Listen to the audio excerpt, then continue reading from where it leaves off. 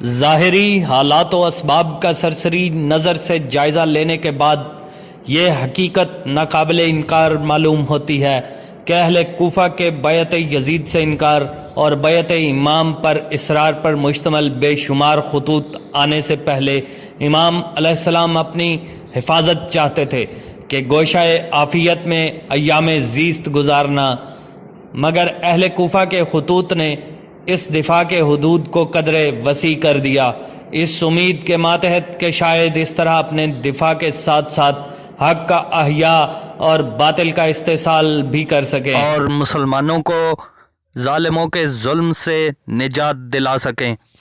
اب ذیل میں ان خطوط کی تفصیل اور ان کا پس منظر اور پیش منظر پیش کیا جاتا ہے۔ ارباب سیر و تواریخ نے لکھا کہ جب یزید مسند پر بیٹھا اور شیعان علی کو امام حسین علیہ السلام کی بیعت یزید سے انکار کر کے مکہ میں ہجرت کرنے کا حال معلوم ہوا، اور ان کو یہ بھی معلوم ہوا کہ ہنوز اور بھی بعض نام آور افراد نے یزید کی بیعت نہیں کی، تو انہوں نے اس انقلاب اور تغیر کے لمحات فرصت کو غنیمت سمجھتے ہوئے جناب سلیمان بن سرد خزائی صحابی رسول صلی اللہ علیہ وآلہ وسلم کے مکان پر اجتماع کیا اور باہم جان و مال کے ساتھ نصرت امام حسین علیہ السلام کا عہد و پیمان کیا، اور پھر سلمان بن سرد، مسیب بن نجبہ، رفع بن شداد اور حبیب ابن مظاہر کی طرف سے اس مضمون کا ایک خط حضرت امام حسین علیہ السلام کے نام لکھ کر عبداللہ بن مسمہ ہمدانی اور عبداللہ بن وال تیمی کے ہاتھ خدمت امام میں روانہ کیا۔ من جانب سلمان بن سرد، مسیب بن نجبہ، رفع بن شداد بجلی، حبیب بن مظہر اور کوفہ کے دیگر مومنین و مسلمین کی طرف سے حسین بن علی علیہ السلام کے نام۔ السلام علیکہ، ہم اس خدا کی حمد و ثنا کرتے ہیں جس کے سوا کوئی معبود برحق نہیں۔ بعد از حمد و ثنا خدا کا شکر ہے کہ جس نے آپ کے زبردست دشمن کو ہلاک و برباد کیا، جس نے زبردستی اس امت مسلمہ کی حکومت اور اس کے مال پر امت مرحومہ کی رضامندی کے بغیر قبضہ و تسلط جما رکھا تھا، اور اس امت کے نیک لوگوں کو قتل کرتا اور بروں کو زندہ چھوڑتا تھا، اور خدا کے مال کو امت کے جابر اور غنی لوگوں میں برابر تقسیم کیا کرتا تھا۔ اس کے لیے ہلاکت ہو جس طرح کے قوم سمود ہلاک ہوئی۔ اس وقت ہمارا کوئی امام نہیں، آپ یہاں تشریف لائیں تاکہ شاید اس طرح خدا ہمیں حق پر مجتمع کر دے۔ نعمان بن بشیر قصر الامارہ میں موجود ہے، مگر ہم نہ تو اس کے ساتھ جمعہ پڑھتے ہیں اور نہ عید۔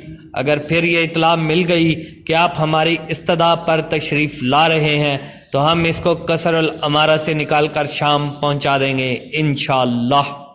قاصد یہ خط لے کر 10ویں ماہ رمضان المبارک کو خدمت امام میں پہنچے، اور اس کے بعد تو خطوط کا ایک تانتا بند گیا۔ مذکورہ بالا خط ارسال کرنے کے 2 دن بعد پھر قیس بن مسحر سیادوی، عبداللہ بن شداد دارجی اور عمارہ بن عبداللہ سلولی کو خطوط دے کر روانہ کیا گیا۔ پھر 2 دن کے وقفہ کے بعد ہانی بن ہانی سبی اور سعید بن عبداللہ حنفی کو نہایت تاکیدی کے خطوط دے کر بھیجا گیا۔ ان خطوط کی تعداد ابن کثیر، ابن اسیر اور سبت ابن جوزی نے 150 اور دینوری نے 2 خرجیاں۔ مشہور یہ ہے کہ ان خطوط کی تعداد 12,000 تک پہنچ گئی تھی۔ کوفہ کی رائے عامہ کی اس بیداری کا نتیجہ تھا کہ کچھ ایسے لوگوں نے بھی امام کی خدمت میں خطوط لکھے جو فی الحقیقت امام کے خیر خواہ نہ تھے بلکہ بنی امیہ کے خیر خواہ تھے، جیسے شبس بن ربعی، حجار بن ابجر، یزید بن حارث، عمرو بن الحجاج زبیدی وغیرہ۔ معلوم ہوتا ہے کہ انہوں نے محض اس خیال کے تحت خط لکھا تھا کہ وہ بھی آئندہ اپنے مستقبل کو سنوار لیں۔ چنانچہ ان کے خطوط کا لب و لہجہ بھی دوسرے خطوط سے جدا نظر آتا تھا۔ ان خطوط میں امام علیہ السلام کی خدمت اخلاص اور عقیدت کے پھول نثار کیے گئے ہیں۔ ان سے رشد و ہدایت حاصل کرنے کی دلی خواہش ظاہر کی گئی ہے، مگر ان لوگوں کے خط میں مادی طاقت کی پیشکش کے ساتھ دنیاوی حظوظ و لذات کی نمود کی گئی ہے۔ ان کے خط کا مضمون یہ تھا: کھیتیاں لہلہا رہی ہیں، میوے پک چکے ہیں، زمینیں آباد ہیں، درخت سرسبز و شاداب ہیں، آپ جب چاہیں تشریف لا سکتے ہیں۔ جب آپ آئیں گے تو ایک لشکر آپ کی نصرت کے لیے بالکل آمادہ و تیار موجود ہوگا۔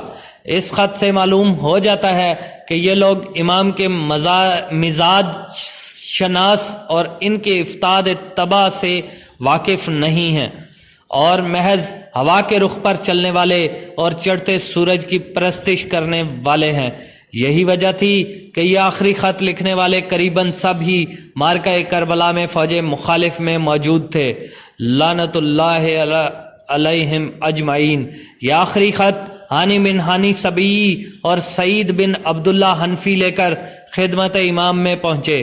جب اہل کوفہ کا اصرار حد سے بڑھ گیا تو اتمام حجت کی خاطر امام علیہ السلام کے لیے ان کی دعوت پر لبیک کہنا ضروری ہو گیا۔